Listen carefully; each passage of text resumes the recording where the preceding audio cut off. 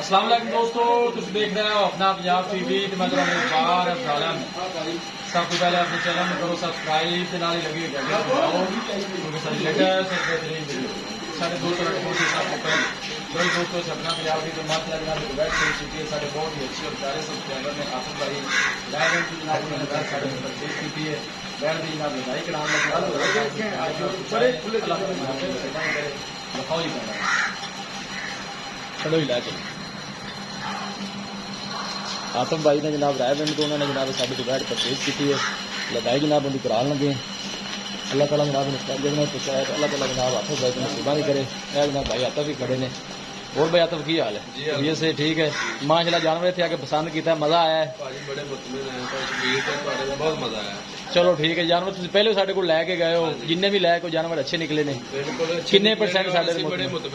चलो अल्लाह ताला जनाब बड़े नसीबा नहीं करे तुम पैसे भरे ने जनाब और भी 22-20 को जानवर खड़े ने माशाल्लाह अच्छे जानवर लैके आते हैं जी।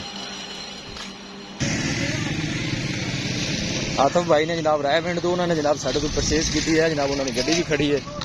3.5 लाख रुपए जो जनाब इनका सौदा होया है रायविंड जनाब जा रही है गब्बन की वीडियो लाई से हाले भी माशाल्लाह गब्बन ही है जी पहला वारा है जनाब मुझे 4 दंद है प्राइस वाली पा लीजिए ना चलो जी धक्का लाओ जी है जनाब माशाल्लाह लोड़ी करान लगे जी अल्लाह ताला जनाब भाई आतफ के नसीबा च करे उन्होंने जनाब पैसे चल चल चल कर्मा लिए चढ़ चल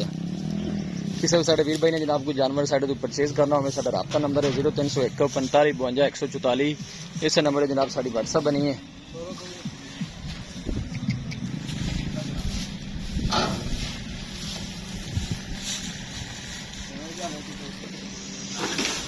सुना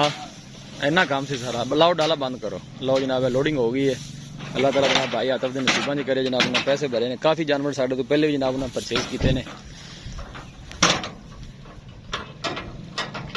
जनाब गड्डी का नंबर है 66 गड्डी का नंबर है जी चाचा जी ड्राइवर ने जी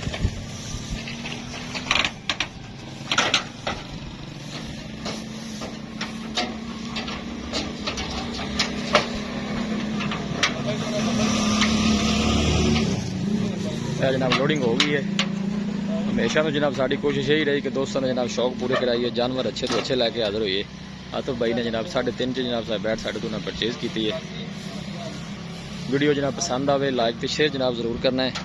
मिलांगे एक अच्छी और लाजवाब वीडियो के नाल अपने मेज़बान अफजाल अहमद को इजाज़त अल्लाह ने